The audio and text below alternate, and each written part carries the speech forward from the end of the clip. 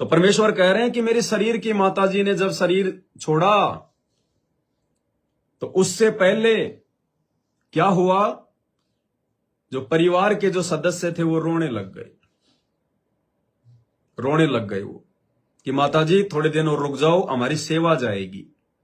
बच्चों, ज्ञान का बहुत प्रभाव होता है। मेरी माताजी शरीर की वो वृद्ध हो गई थी और जब अंतिम सांस आए, उनका समय आया तो रोने लगी। वह सिस्टर थी, बोला माँ और रुक जा थोड़े दिन, हमारी सेवा जाएगी। मैं बोली बेबे मन जान दो, गुरु जी आओगे और सेवा तुम और कर लियो, मैं तब जाऊंगी। वो रोने लगी, बोला बावड़ी हो तुम, जो सतलोक जाना है ये तो खुश होना चाहिए तुमने, ना नो ना करो। नो कहती कहती शरीर छोड़ दी। भाई और बहनों, अब ये कितना बड़ा संकेत कर दिया परमात्मा ने यहां पर, सतगुरु रामपाल जी भगवान ने। क्योंकि भाई और बहनों, यदि काल का जो जीव होता है, जो काल प्रेरित जीव होते हैं, उनको यदि डायरेक्ट यदि परमात्मा कुछ कह दे, यदि उनकी असलियत उनको बता दे, यदि उनकी कमियां, उनकी कमजोरियां उनके मुंह पर अगर परमात्मा बता दे, तो तुरंत वो नाराज हो जाता है और वो सतगुरु की एक नहीं सुने, हो सकता उसकी शरण भी छोड़ दे। तो इसलिए परमात्मा ने संकेतों में अपने परिवार के विषय में अपने सत्संगों में बहुत बार बताया है। इनके आचार विचार के विषय में, इनके ज्ञान के विषय में बहुत कुछ बताया है। और जो ज्ञानी आत्माएं थी, उन्होंने उन संकेतों को अच्छे से पकड़ लिया। और यही कारण है कि साध संगति से जुड़े हुए सत्सेवक भाई बहन अपने गुरुदेव भगवान के उन गूढ़ संकेतों को समझकर जो उन्होंने अपने इस कलयुगी बेटा बेटी, भाई बंधु, रिश्तेदारों के विषय में किए हुए हैं, हमने कभी भी उनकी कुसंगति नहीं करी। हम कभी भी उन आश्रमों में नहीं गए, उन नामदान सेंटरों पे नहीं जाते। हम ज्ञान को आधार बनाकर, गुरु को भगवान बनाकर अपनी भक्ति करते हैं। परमेश्वर ने बताया कि जब मेरी शरीर की माताजी ने शरीर छोड़ा तो उससे पहले सिस्टर रोने लग गई, परिवार वाले रोने लग गए और क्या कहने लगे, हे माताजी अभी मत जाओ सतलोक, हमारी सेवा छिन जाएगी। तो यहां परमात्मा ने अपने कलयुगी परिवार के, अपने रिश्तेदारों के अज्ञान को समझा दिया कि मेरे परिवार में, मेरे रिश्तेदारों में कितना ज्ञान है। ज्ञान की छींट भी नहीं है। इस तत्व ज्ञान को वो समझ ही नहीं पाए, क्योंकि एक नियम है, एक रूल है, जब तक आप अपने गुरु जी को भगवान की नजर से नहीं देखोगे तब तक आपको उनके सत्संग, उनके वचन, संकेत समझ में नहीं आएंगे। तो परमेश्वर ने अपने रिश्तेदारों की, अपने कलयुगी जो है परिवार की अज्ञानता की एक झलक यहां पर जो है वो पेश कर दी संकेत में, ये बात बोलकर। अन्यथा क्या जरूरत थी गुरु जी को ये बात बोलने की। लेकिन आप और हमारे लिए परमात्मा ने एक संकेत कर दिया कि बच्चों, इनको ज्ञान नहीं है, ये तो खाली देखा देखी में लग रहे हैं, भेड़ चाल में चल रहे हैं। आश्रम में भक्तों के दान का पैसा आने लग गया। अब गुरु जी थोड़े कोई काउंटिंग करेंगे दान पेटी खोल के। ये ही उनके परिवार वाले, उनके रिश्तेदार, ये थे वहां पे कैशियर। तो ये तो माया को देखकर जुड़े हैं, ये ज्ञान को देखकर नहीं जुड़े, भगवान को देखकर नहीं जुड़े, अपने आत्म कल्याण के लिए नहीं जुड़े, ये केवल माया के लिए जुड़े। अरे भाई और बहनों, अगर कोई आत्मा अगर सतलोक जा रही है तो रोने की आवश्यकता है क्या?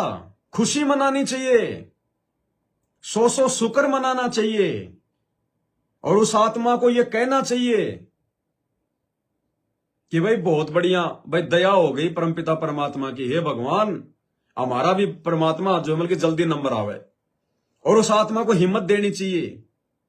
जो आत्मा सतलोक जा रही है, जिसका नंबर आ गया, जो शरीर छोड़ रही है, जिसने नाम उपदेश ले रखा है जो है वो पूर्ण सतगुरु से, जब उसके शरीर छोड़ने का समय आए तो परमात्मा ने एक सत्संग में कहा कि बाकी जो परिवार वाले हैं उनको चाहिए कि वो उसकी हिम्मत बढ़ाएं, उसको हिम्मत दें कि भाई बहुत अच्छा, भाई तू तो बड़ा सौभाग्यशाली, भाई तेरे ऊपर तो गुरु जी की बहुत बड़ी मेहर हो गई। अरे भाई तेरी जगह तो मेरा नंबर आ जाना चाहिए था। ये परमात्मा इस काल के लोग से, और ये आत्मा जा रही है, खुशी मनानी चाहिए कि भाई चिंता मत करना बिल्कुल भी, मन में कोई ऊंची नीची भावना मत लेके आना, कोई शंका मत कर लेना। जो सुमरण गुरुजी ने दे रखा है निरंतर उसका जाप करता रहे, परमात्मा में सुरती लगा, अपने सतलोक में सुरती लगा। यहां तो तूने देख ही लिया इस काल के लोक में क्या है और क्या नहीं है। भाई तेरा तो सौभाग्य, तेरा नंबर आ गया तेरा सतलोक जाने का। और पीछे से चिंता मत करना अपने बेटा बेटी की, अपने पोता पोती की। जब भगवान ने तेरे को कोई संकट नहीं आने दिया, तेरे पे कोई आंच नहीं आने दी, तो परमात्मा के बाकी जो बच्चे हैं छोटे छोटे, तेरे पोता पोती, तेरे बेटा बेटी, वो तो बचपन से भक्ति पे लग गए थे, उनको तो परमात्मा अपनी पलकों पे रखेगा। अरे बार बार गुरुजी अपने सत्संगों में नहीं कहते क्या कि बच्चों जब अपना शरीर छोड़ो, निशंक होकर छोड़ो, निसंशय होकर छोड़ना। पीछे से अपने बच्चों की, अपने पोता पोती की कोई टेंशन मत कर लेना। परमात्मा उनको अपने हाथों पे रखेगा, उनको अपनी पलकों पे रखेगा, वो तो मालिक की विशेष आत्मा है। तो इस प्रकार से हमने तो उनकी हिम्मत बंधानी चाहिए कि भाई चलो पीछे पीछे हम भी आए, हम क्या करेंगे इस गंदे लोक में, और हम कितने दिन जिएंगे। हमारा भी साल 2 साल बाद 6 महीने बाद में हमारा भी आए नंबर, वहीं खेलेंगे कूदेंगे, वहीं खाएंगे पिएंगे, ऐश करेंगे, मनोरंजन करेंगे। बहुत अच्छा भाई, दया हो गई परमात्मा की तेरे ऊपर। इस प्रकार से हमने उस परिवार के सदस्य की हिम्मत बंधानी है। सतगुरु रामपाल जी भगवान के अज्ञानी कलयुगी परिवार और रिश्तेदारों की तरह रोना नहीं है, जो गुरुजी संकेत कर रहे हैं सत्संग में। रोने लग गए। अरे एक आत्मा का तो सतलोक जाने का नंबर आ रहा है? इतने साल भगवान ने ज्ञान दिया, क्यों दिया, किस लिए दिया? बार बार परमात्मा कहते हैं कि जिस मरने से जग डरे और मेरे मन आनंद, कद मरूं कद पाऊं पूर्ण परमानंद। और तुम उस बेचारी की टांग खींच रहे हो, तुम रो रहे हो, अरे तुम्हें दुख हो रहा है। अरे आत्मा का तो मोक्ष हो रहा है और गुरुजी के परिवार को दुख हो रहा है कि ये क्यों जा रही है सतलोक, इसका क्यों मोक्ष हो रहा है। इतनी बड़ी मूर्खता, इतना बड़ा अज्ञान, उसकी टांग खींच रहे हैं, उसको कमजोर कर रहे हैं, पीछे से रोके आंसू निकाल के। ये काल का षड्यंत्र है, ये काल का भयंकर जाल है, उस आत्मा को यहीं पे फंसाए रखने के लिए, मोह ममता में जकड़े रखने के लिए। बताओ, वो तो सतलोक जा रही है जिसके लिए हम भक्ति कर रहे हैं। अरे एक बात बताओ, कोई बच्चा जो है वो कोचिंग कर रहा है, माँ बाप उसके ऊपर पैसा जो है बल्कि खर्च कर रहे हैं लाखों रुपया, और बच्चा जो है कोचिंग क्यों कर रहा है? नौकरी के लिए, आईएएस बनने के लिए, बड़ा अधिकारी बनने के लिए। और कोचिंग करते करते एक दिन उस कोचिंग की जो क्लास है वहां पे उसका ज्वाइनिंग लेटर आ जाता है, और टीचर कहता कि भैया ये फलाना जो व्यक्ति है इसका तो आईएएस अधिकारी में नंबर आ गया। अब बाकी जो स्टूडेंट हैं उनको रोना चाहिए या फिर उनको बल्कि खुशी मनानी चाहिए? बाकी लोगों को रोना चाहिए क्या कि ये भगवान इसका क्यों नंबर आ गया है, क्यों नंबर आ गया, ये तो आईएएस अधिकारी बन गया है, हमारा कुछ हुआ ही नहीं है, तू मत जा, तू यहीं रहे हमारे साथ में, हंसी मजाक यूं ही करते रहेंगे, खेलते रहेंगे। कोई मूर्ख होगा जो ये कहेगा। बल्कि लोग तो खुशी मनाएंगे, जिसकी ज्वाइनिंग हो गई वो लड्डू बांटता है, वो लड्डू सब लोग उसको उठाते हैं ऊपर, उसको हवा में उछालेंगे कि भैया बहुत अच्छा, अरे वाह भाई वाह, बहुत अच्छा भाई, तेरा तो नंबर आ गया भाई, तो अधिकारी बन गया, तेरी तो नौकरी पक्की हो गई। बाकी लोगों को भी जो है वो खुशी होनी चाहिए। अब बताओ यहां पे, अब भक्ति हम किस लिए कर रहे हैं? वो कोचिंग किस लिए कर रहा था? नौकरी के लिए। और नौकरी मिले तो फिर रोना चाहिए क्या? बाकी लोगों को खुशी मनानी चाहिए। तो हम भक्ति कर रहे मोक्ष के लिए, सतलोक प्राप्ति के लिए, और सतलोक जाने का जब नंबर आ गया तो हम रो रहे हैं कि क्यों जा रही है सतलोक, क्यों जा रही है सतलोक, हमारी सेवा छिन गई। अरे सेवा, जीव की सेवा करोगे क्या? अरे भगवान की सेवा करो ना, लगाओ अपने घर पे बेड परमात्मा का, करो सुबह शाम उनके चरणों की सेवा। भगवान की सेवा के लिए तो तुम रोते नहीं है। और वो 2 कोटि की जीव जिसने गुरुजी की, माता जी की जो हमल की भूमिका निभाई, जब उसका सतलोक का समय आ रहा है तो कह रहा हमारी सेवा छिन गई माता जी, हमारी सेवा छिन गई। उस माता की सेवा करके तू जाएगा सतलोक में, जिंदगी में नहीं जाएगा। असली सेवा भगवान की सेवा है। भगवान को भोग तो तुम्हारे को लगा ही नहीं जाता, अपने गुरु को भगवान मान के भोग तो लगाया नहीं जाता, बेड लगा के उनके चरणों की सेवा तो तुमसे की नहीं जाती है। और कह रहे माता जी सतलोक मत जा, हमारी सेवा छिन गई।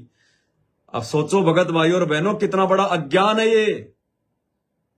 ये षड्यंत्र है काल का। काल ने कितनी हद तक इनको जकड़ रखा है, संत रामपाल जी भगवान के रिश्तेदारों को, उनके बेटा बेटियों को। तो ये संकेत किया परमात्मा ने कि मूर्खों, आने वाले समय में यदि आपके परिवार के किसी सदस्य का सतलोक जाने का समय आ जाए तो उसको हिम्मत देनी है, उसकी टांग मत खींचना, रो धो के, मन छोटा करके, अपने आप को उदास समझ के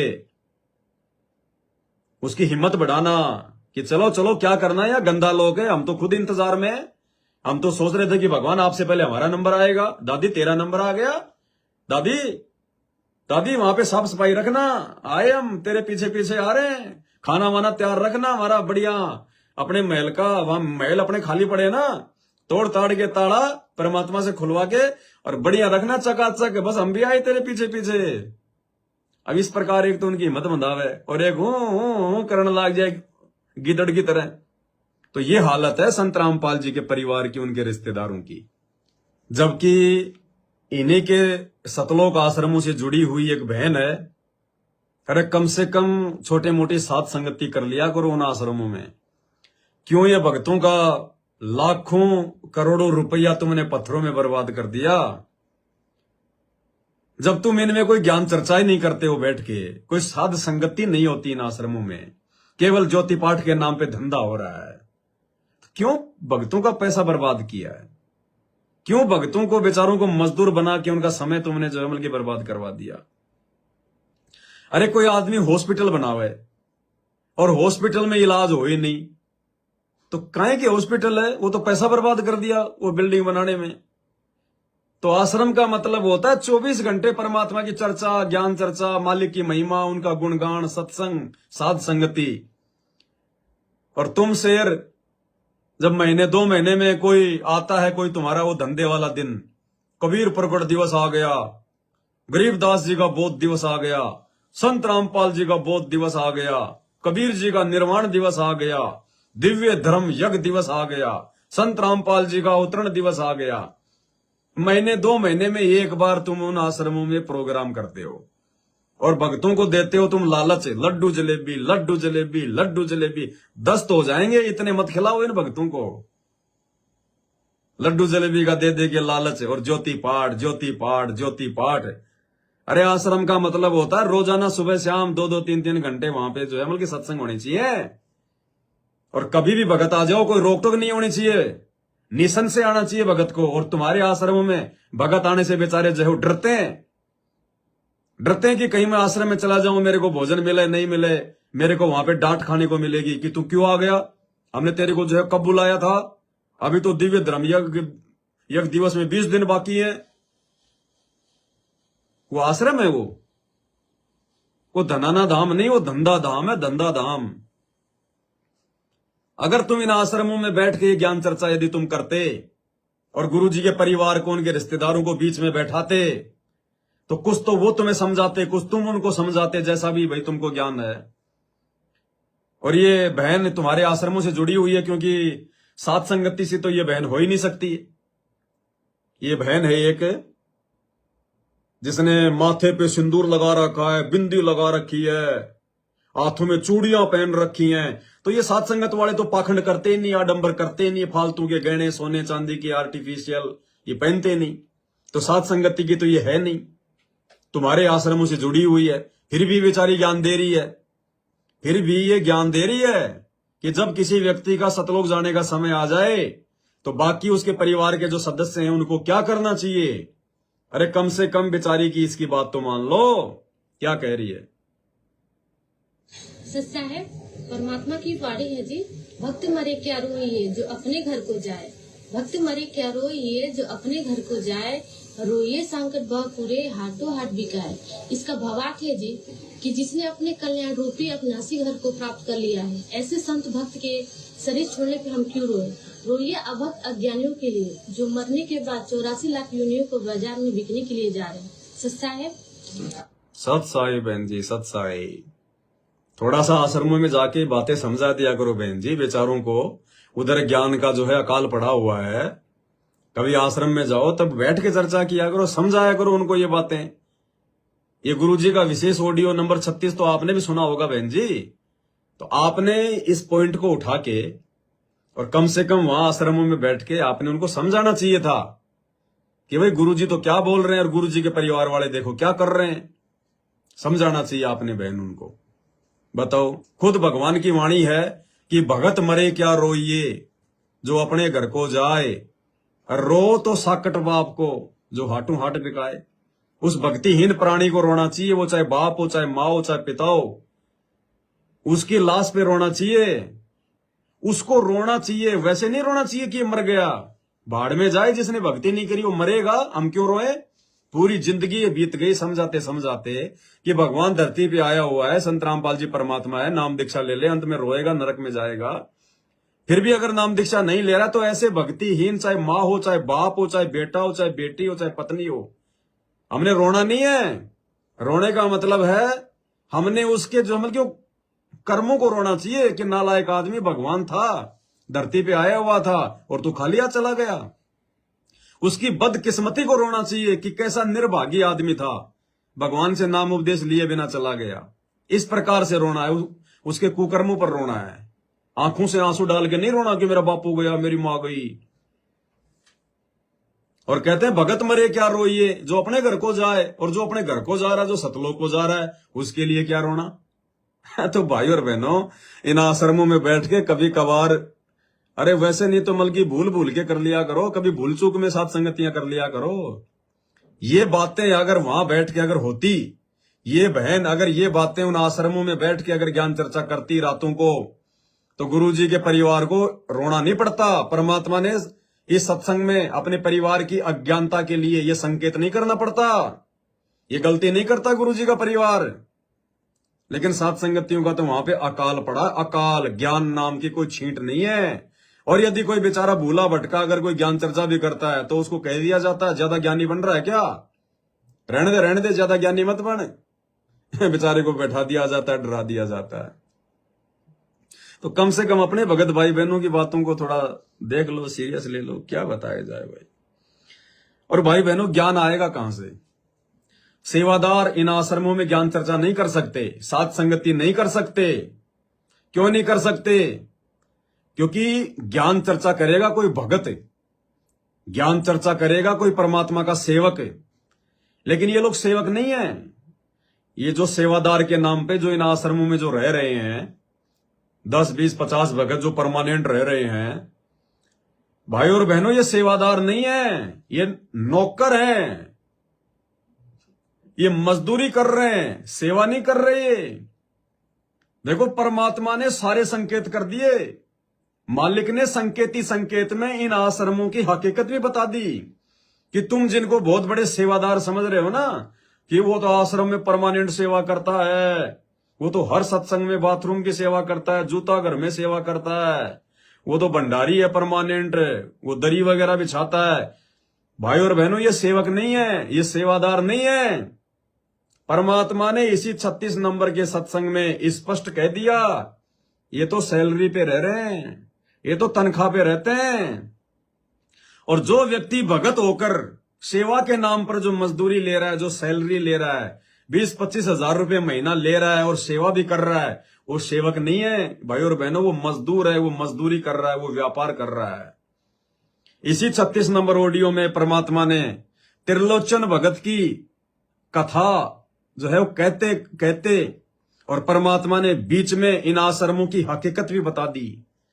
इन सेवादार समझे जाने वाले इन मजदूरों की हकीकत भी बता दी।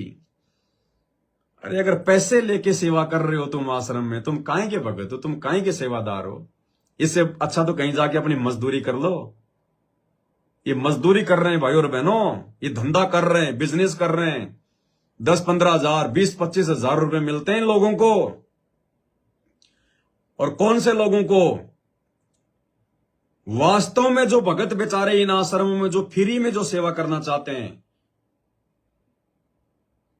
जो उन आश्रमों में रहना चाहते हैं, वहां पे सेवा करना चाहते हैं, जिनके ऊपर उनके परिवार की कोई जिम्मेदारी नहीं है, उनके बच्चे बड़े बड़े हो चुके हैं, वो भगत जो मुफ्त में उन आश्रमों में रहना चाहते हैं, वहां पे सेवा करना चाहते हैं, ऐसे लोगों को ये सेवा नहीं देते।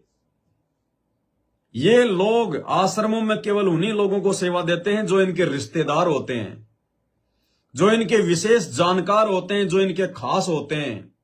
उन्हीं भक्तों को आश्रम में ये सेवा देते हैं और साथ में 20-25 हजार रुपए देते हैं। आम भक्तों को ये सेवा में नहीं रखते, जिनके भाव हैं सेवा करने के उनको नहीं रखते। जो मुफ्त में सेवा करना चाहते हैं उनको ये सेवादार के नाम पे आश्रमों में उनको नहीं रखते। केवल अपने रिश्तेदारों को, अपने यार दोस्तों को, अपने जानकारों को, और हर महीने 20-25 हजार रुपए, ये धंधा हो रहा है सारा। परमात्मा ने इस ऑडियो में जिक्र कर दिया, इनकी पोल खोल दी। शब्द सैन सतगुरु की पहचान है, पावे अटल सुहाग रे। ये सामान्य सत्संग नहीं है परमात्मा के जो इशार से आ रहे हैं, ये कैप्सूल है, कैप्सूल। इनके अंदर परमात्मा ने बहुत सारी बातें छुपा रखी हैं, बहुत सारी गहरे गहरे राज छुपा रखे हैं। तो इस 2 मिनट के त्रिलोचन जो भगत है, उसकी इस कथा के माध्यम से परमात्मा ने यह संकेत कर दिया कि बच्चों, इन आश्रमों में जो ये सेवा के नाम पर जो रह रहे हैं ना, जो अपना पेट पाल रहे हैं मस्टंडे, ये सेवादार नहीं है, ये तो धंधे वाले हैं, धंधे वाले। ये मजदूरी कर रहे हैं, ये तो बढ़िया 20-25-30 हजार रुपए महीने का ले रहे हैं। ये काई की सेवा कर रहे हैं। ये सुनो क्या कह रहे हैं परमात्मा। जैसे एक त्रिलोचन नाम का भगत था, उसका जो सेवादार था वो घर चला गया। उसी दिन शाम को भगत पर दस्त लग गई। वो चलने लगा जब पर दस्त लग गई।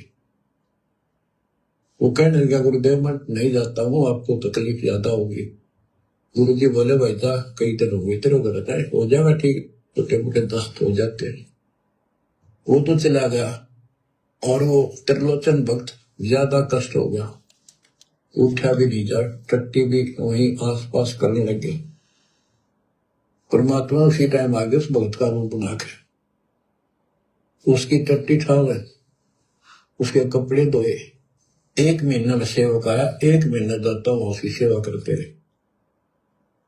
वो भगत आया, घर से सारा सामान लिया, तो थोड़ा बहुत गुरुदेव के लिए खाने पीने का दोनों आकर उसकी माँ पे लिया और आकर धर दिए गुरु जी के चरणों में। और लगा गठड़ी खोल कर बता, महाराज जी ये मेरी माँ ने ये दिया है, ये दिया। वो सेवक सैलरी पर था। भक्त क्या कह रहे हैं परमात्मा, वो त्रिलोचन भगत के पास में जो सेवक रहा करता था वो सैलरी पर था। भाई और बहनों, ये कथा परमात्मा ने हमें सैकड़ों बार बताई है, लेकिन कभी भी परमात्मा ने ये जिक्र नहीं किया कि वो भगत वहां पे वो जो है मतलब वो सैलरी पे रहा करता था।